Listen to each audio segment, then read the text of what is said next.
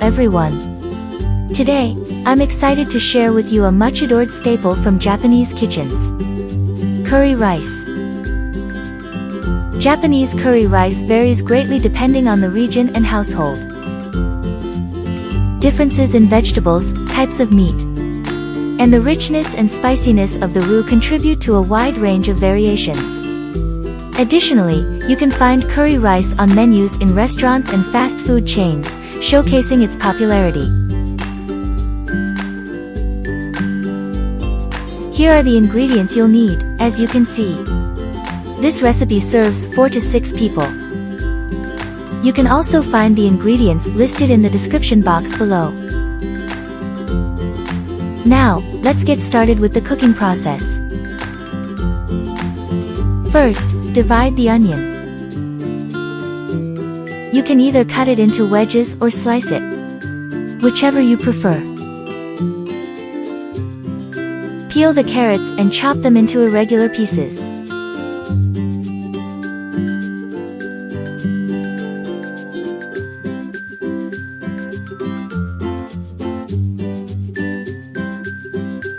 Peel the potatoes and chop them into similar irregular pieces.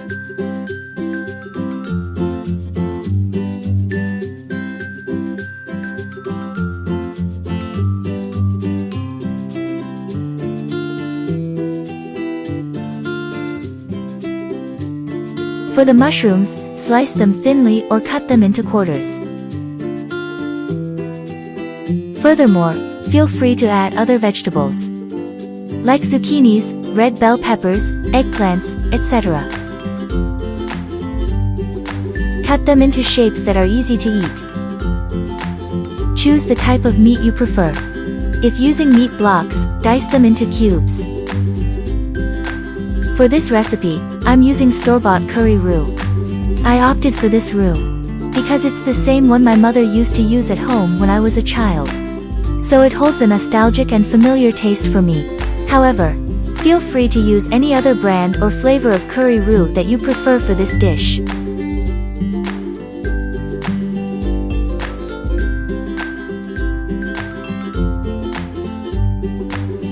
Heat oil in a frying pan and sauté the onions over low heat until they become translucent and caramelized.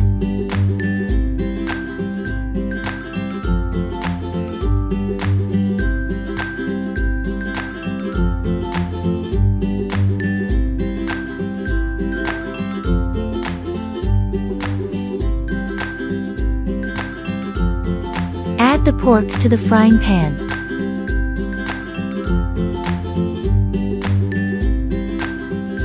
And season with pepper to your liking.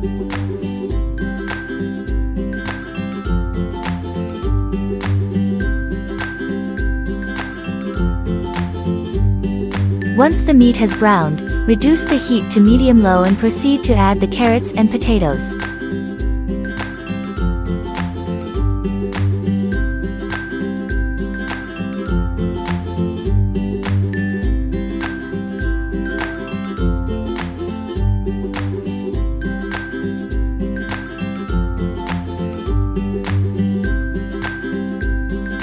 Finally, add the zucchinis and mushrooms, and continue sautéing.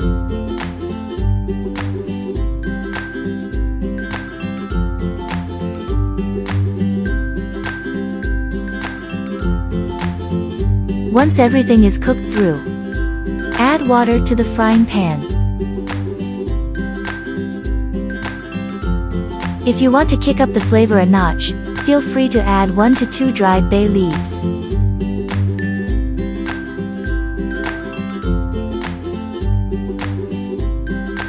By the way, in the pot you see in the current footage, there's a red bell pepper included. And I also mentioned 1 red bell pepper in the ingredient list. However, as I mentioned earlier, it's totally fine whether you include it or not.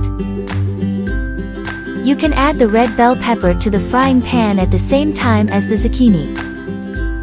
Also, feel free to cut the red bell pepper in any way you like, as long as it's easy to eat and in your preferred size.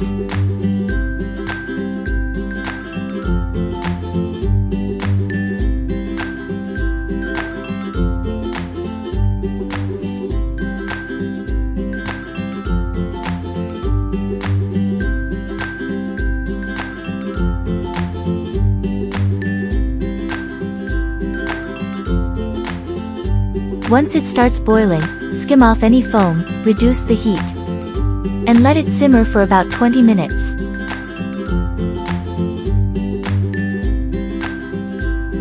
And remember, if you notice the water in the pot evaporating and the curry getting too thick, feel free to add a little bit more water to keep it at your desired consistency.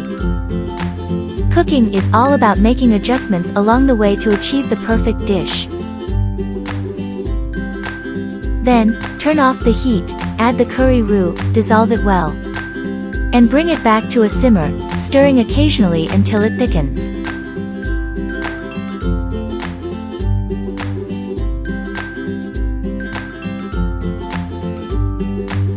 Japanese curry rice differs from authentic spice-based curries like Indian curry. It features a mild and creamy flavor, thanks to Japan's unique curry powder and roux. With a variety of curry roux available, it's easy to prepare and enjoy. Plus, there are different spice levels ranging from mild to medium hot and hot. So whether you prefer spicy flavors, start with medium hot, or else mild might be a better choice.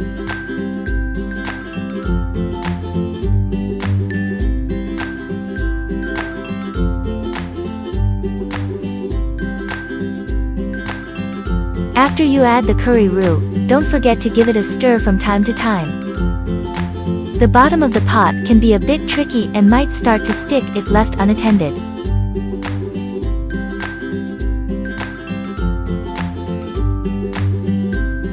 And there you have it, your curry is ready. Just pour it over some steamed rice and enjoy while it's still warm.